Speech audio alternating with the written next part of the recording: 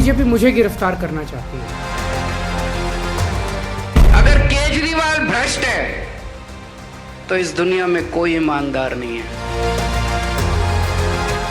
मेरी सबसे बड़ी संपत्ति, मेरी सबसे बड़ी ताकत मेरी ईमानदारी है। ईडी कहाँ कार्रवाई करती है? जहाँ कहीं न कहीं घोटाला होता है, भ्रष्टाचार होता है।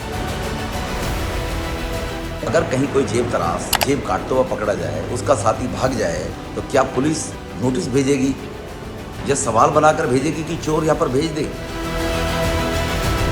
अरविंद केजरीवाल जी, अगर आपके पास कुछ छुपाने को नहीं है तो भाग क्यों रहे हो? घोटाला किया है तो ईडी को बताना पड़ेगा। झूठे आरोप लगा के, फर्जी सम्मन भेज के ये मुझे बदनाम करना चाहते हैं, मेरी ईमानदारी पे चोट करना चाहते हैं। इस कुर्सी के अंदर कुछ ना कुछ समस्या है। जो इस कुर्सी के ऊपर बैठता है वही गड़बड़ हो जाता है। तो कहीं ऐसा तो नहीं कि इस आंदोलन से जब विकल्प निकलेगा और वो लोग जब कुर्सी पे जाके बैठेंगे, कहीं वो ना भ्रष्ट हो जाएं? भारत माता की, भारत माता की। दिल्ली के मुख्यमंत्री अरविंद केजरीवाल कभी ढोल मजीरे लेकर नुक्कड़ नाटक के अंदाज में लोगों के बीच भ्रष्टाचार के खिलाफ अलग जगाते थे। आज खुद करप्शन के कीचड़ में फंसे हैं। दिल्ली के मुख्यमंत्री अरविंद केजरीवाल के घर के बाहर हलचल तेज, पुलिस का डिप्लॉयमेंट बढ़ रहा है। वजह यह है क्योंकि आम आदमी पार्टी नेताओं की तरफ से कहा गया है कि ईडी जो है अरविंद केजरीवाल के घर पर पहुंच सकती है, छापेमारी कर सकती है और उन्हें गिरफ्तार कर सकती है। ये तस्वीरें हैं, यहाँ पर सुबह से ही जो पुलिस कर्मी है वो यहाँ पर डिप्लॉयड है। अंदर आला अधिकारी जो है बार बार जा रहे हैं। ईडी ठीक लोकसभा चुनाव से पहले चाहती है कि अरविंद केजरीवाल जी को गिरफ्तार कर लिया जाए, ताकि अरविंद केजरीवाल चुनाव प्रचार में जगह जगह जा ना पाएँ, जेल के अंदर कैद हो जाएं। मनीष जी 1 साल से जेल में हैं, उनके खिलाफ कोई सबूत नहीं है। आज नहीं तो कल उनको जो है एक्विटल उनका होगा। अन्ना के मंच से देश की सभी पार्टियों, संसद में बैठे सांसदों पर सवाल उठाने वाले केजरीवाल आज खुद सवालों के घेरे में हैं। अभी तक तो दारू का घोटाला था, अब दवा का घोटाला भी हो गया।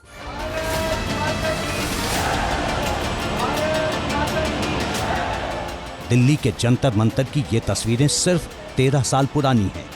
जन लोकपाल आंदोलन के नाम पर देश और दुनिया ने साल 2011 में जो कुछ देखा, उसके पीछे का दिमाग अरविंद केजरीवाल का ही था। ये जितनी भी पार्टियां हैं, सभी पार्टियां भ्रष्टाचार में डूबी हुई हैं। भले ही उस वक्त की टीम अन्ना में और कई बड़े नाम शामिल थे, लेकिन भ्रष्टाचार के खिलाफ आंदोलन की रणनीति बनाने वालों में केजरीवाल प्रमुख थे।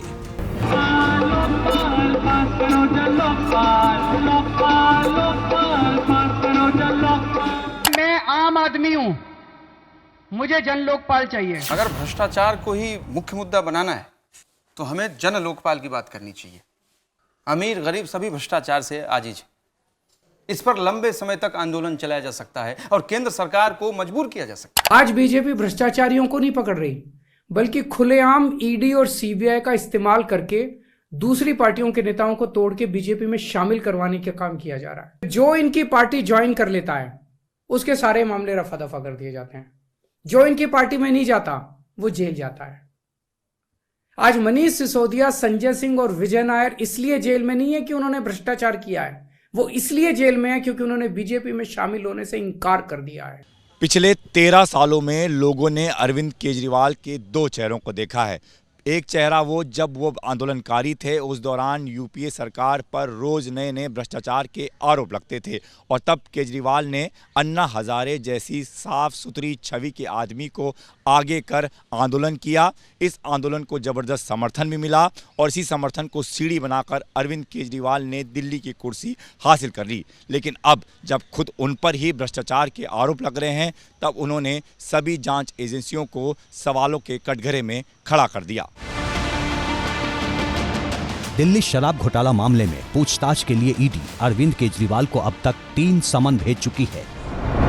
2 नवंबर 2023 ईडी ने पहला समन भेजा और पूछताछ के लिए बुलाया, लेकिन नहीं गए। 21 दिसंबर 2023 दूसरा समन भेजा, इस बार भी केजरीवाल ईडी के सामने पेश नहीं हुए।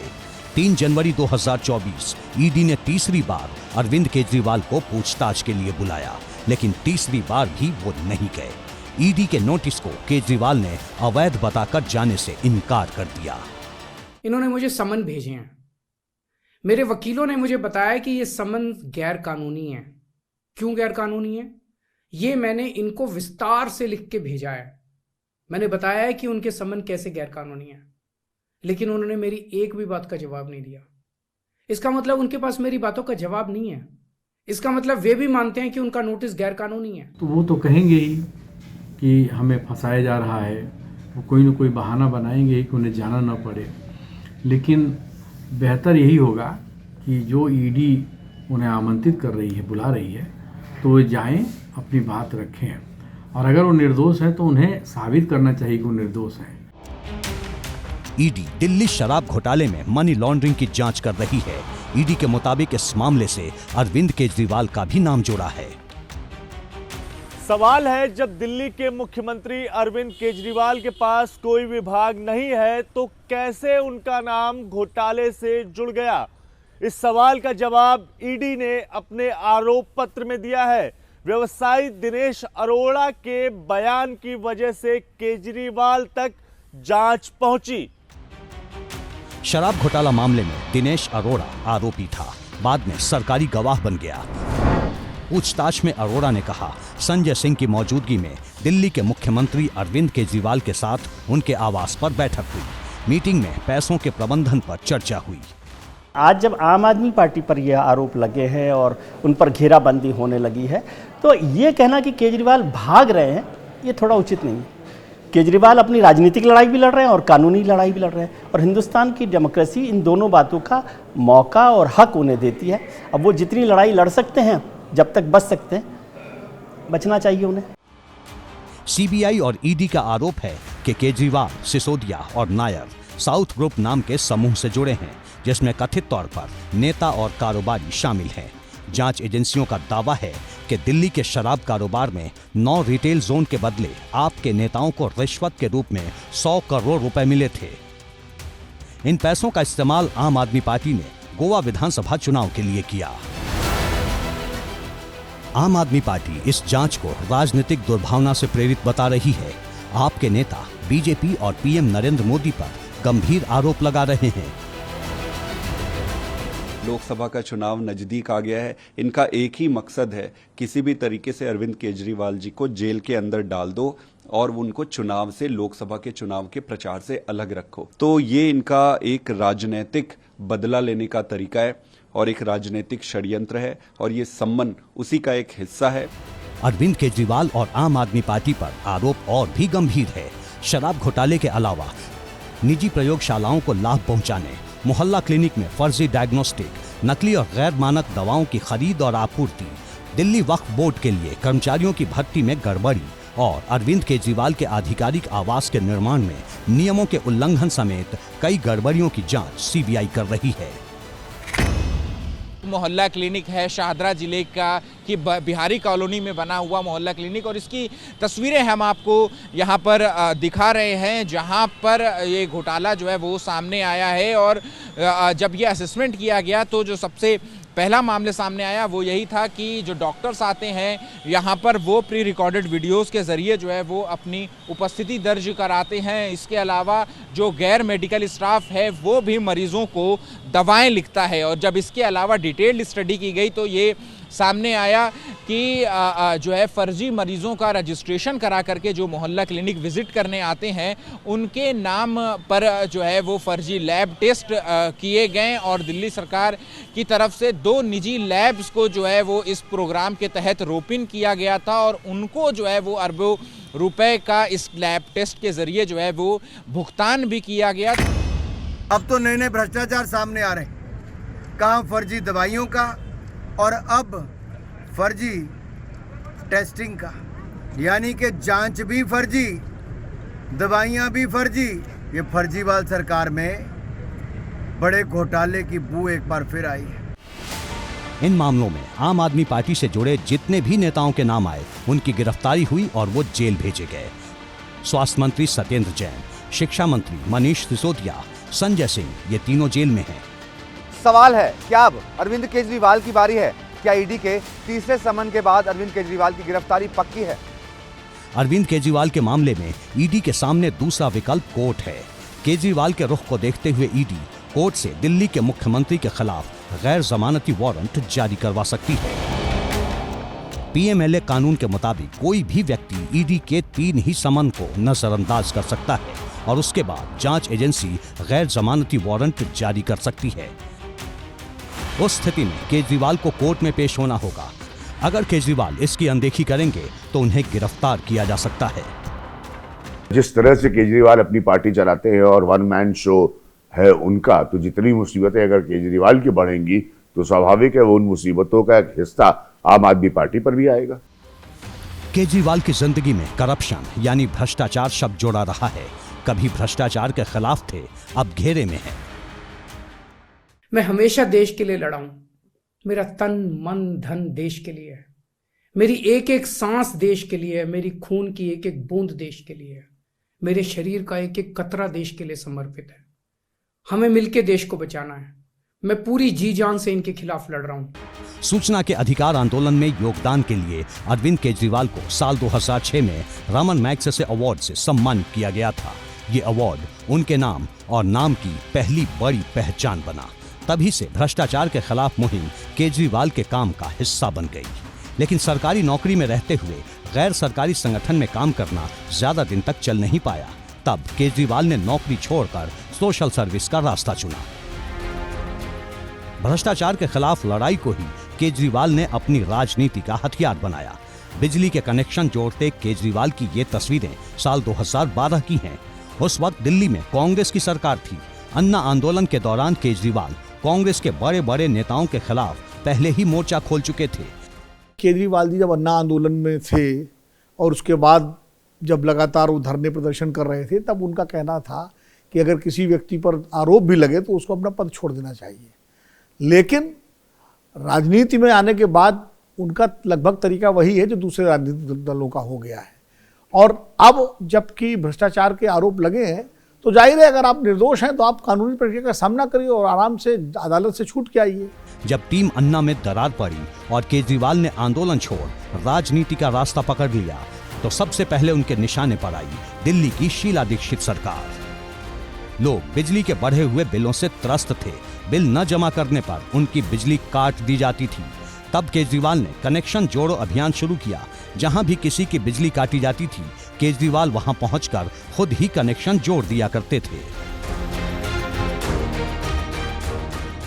ये काम भले ही गैर कानूनी था, पर केजरीवाल को इसका काफी फायदा मिला। यही वजह थी कि 2013 में अपने पहले ही चुनाव में अरविंद केजरीवाल ने सबको चौंका दिया। आम आदमी पार्टी को दिल्ली विधानसभा की 70 में से 28 सीटों पर जीत मिली। जीत नहीं है, ये नई दिल्ली विधानसभा के लोगों की जीत है।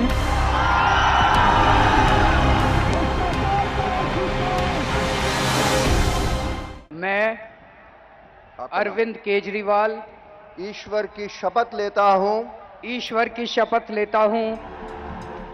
इंसान का इंसान से हो भाईचारा, यही पैगाम हमारा, यही पैगाम हमारा। इसके बाद केजरीवाल देश की राजनीति के नए पोस्टर बॉय बन गए।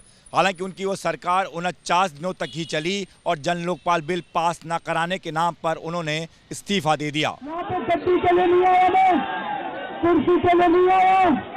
आज अगर गिरे तो आज हमारी सरकार इस्तीफा देती है।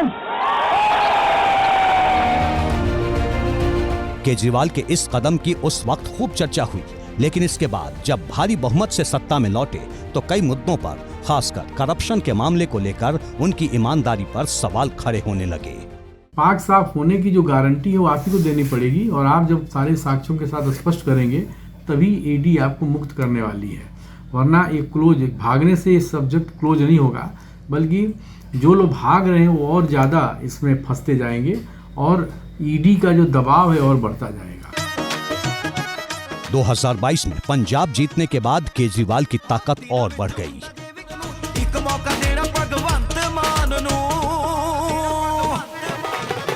दिल्ली नगर निगम चुनाव में 15 साल से सत्ता पर काबिज बीजेपी को हराकर केजरीवाल ने ये दिखा दिया कि अब वो कांग्रेस और बीजेपी दोनों को हराने की ताकत रखते हैं। I love you too. इसके साथ ही 4 राज्यों में क्षेत्रीय पार्टी बनने के कारण आम आदमी पार्टी को राष्ट्रीय पार्टी का दर्जा मिल गया, जिसके बाद से केजरीवाल खुद को राष्ट्रीय नेता समझने लगे। 10.5 साल के अंदर आम आदमी पार्टी देश की राष्ट्रीय पार्टी बन गई है। गजब ही हो गया, अद्भुत, चमत्कार, अकल्पनीय। और इसी के दम पर आंदोलनकारी केजरीवाल जिन नेताओं के भ्रष्ट होने का दावा करते थे, जिनके करप्शन की फाइल दिखाते थे, अब उन्हीं के साथ नई राजनीति की शुरुआत की है। एकला चलो की सियासत छोड़कर कांग्रेस ममता बनर्जी, लालू प्रसाद यादव, नीतीश कुमार और अखिलेश यादव के साथ हो लिए और इंडिया गठबंधन के मंच से मोदी के खिलाफ मोर्चा खोल दिया। आज ये 26 पार्टियां हम सब लोग अपने लिए एकत्रित नहीं हुए। हम देश को एक तरफ बचाना है और दूसरी तरफ एक नए भारत का सपना लेके हम सब लोग इकट्ठे हुए हैं, जिसमें हर युवा को रोजगार मिलना चाहिए।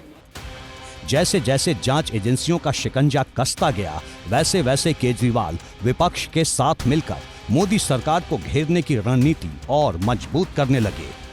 आम आदमी पार्टी को और केजरीवाल साहब को लग रहा है कि यदि इस बार उन्हें भी गिरफ्तार कर लिया गया ईडी की तरफ से और जेल भेज दिया गया, तो उनका जो संगठन है ना, उसे चलाना भी मुश्किल हो जाएगा। बिना केजरीवाल जी के आम आदमी पार्टी का नेतृत्व और इंडिया गठबंधन के लिए भी उनको बड़ी मुश्किलें हो जाएगी। तो उनको लग रहा है कि ये राजनीतिक रूप से बड़ा घाटे का सौदा हो सकता है, इसलिए वो तमाम कोशिश कर रहे हैं कि उन्हें जेल जाने से बचाया जा सके। केजरीवाल को उम्मीद थी कि इंडिया गठबंधन में जाने के बाद उनकी ताकत बढ़ जाएगी, लेकिन ऐसा दिख नहीं रहा। जांच एजेंसियों ने एक एक कर उनके साथियों को जेल भेज दिया। इंडिया गठबंधन के नेताओं के घर भी छापेमारी तेज हो गई। झारखंड के मुख्यमंत्री हेमंत सोरेन, टीएमसी सांसद अभिषेक बनर्जी, कांग्रेस नेता डीके शिव कुमार जैसे कई विपक्षी नेताओं के खिलाफ ईडी का शिकंजा बढ़ता जा रहा है। एक तरह से विपक्षी दलों के बड़े नेता मुश्किल में हैं। ऐसे में अरविंद केजरीवाल कब तक ईडी के समन की अनदेखी करते रहेंगे? सीबीआई, इनकम टैक्स, ईडी किसी विषय को लेकर के उन्हें तलब कर रहे हैं, तो वो विषय भी गंभीर है और देश को ये जानने का अधिकार है, देश के लोगों को जानने का अधिकार है कि जिस संलिप्तता की बात, जो आरोप लगाए जा रहे हैं, उसमें संबंधित नेता की, चाहे केजरीवाल हो, चाहे लालू प्रसाद यादव हो या कोई भी हो, उनकी भूमिका क्या है, ये स्पष्ट तो करना ही पड़ेगा। सवाल है, केजरीवाल अब जेल जाने से खुद को बचाएंगे या मोदी को हराने की कोशिश करेंगे? 2014 और 2019 के लोकसभा चुनाव के नतीजे बताते हैं कि केजरीवाल विधानसभा चुनाव में कितना भी बड़ा धमाका क्यों न कर लें, लेकिन लोकसभा चुनाव में उनकी हालत क्षेत्रीय पार्टियों से भी बदतर रही है। यहाँ तक कि जिस दिल्ली की जनता पर उनका जादू सिर चढ़कर बोलता रहा, उस दिल्ली से वो अब तक अपने एक भी सांसद को जिता नहीं पाए। ऐसे में किसी विपक्षी मोर्चे में उनकी भूमिका क्या होगी, ये भी फिलहाल सवालों के घेरे में है। ये एक माहौल है, विपक्ष ये मानता है कि जो भी कार्रवाई ईडी और बाकी एजेंसियों की हो रही है, वो इसलिए हो रही है कि विपक्ष को कमजोर किया जाए इन एजेंसीज के माध्यम से। ये विपक्ष का आरोप। राजनीतिज्ञ के तौर पर केजरीवाल भी महत्वाकांक्षी हैं, इसलिए भले ही बीच में कुछ समय के लिए वो प्रधानमंत्री मोदी पर सीधा अटैक करने से बचते रहे, लेकिन अब उनके तेवर आक्रामक हैं। खासतौर से अपने करीबी और दिल्ली के डिप्टी सीएम मनीष सिसोदिया और संजय सिंह की गिरफ्तारी के बाद से केजरीवाल की पूरी कोशिश है कि वो खुद को मोदी के चैलेंजर के तौर पर प्रोजेक्ट कर पाएं, लेकिन सीबीआई और ईडी की जांच ने उनकी मुश्किलें बढ़ा दी हैं। जानकारों का कहना है कि हो सकता है कि आम आदमी पार्टी को एकजुट रखने के लिए केजरीवाल जेल से ही दिल्ली की सरकार चलाएं, यानी केजरीवाल के जेल जाने की संभावनाओं को खारिज नहीं किया जा सकता।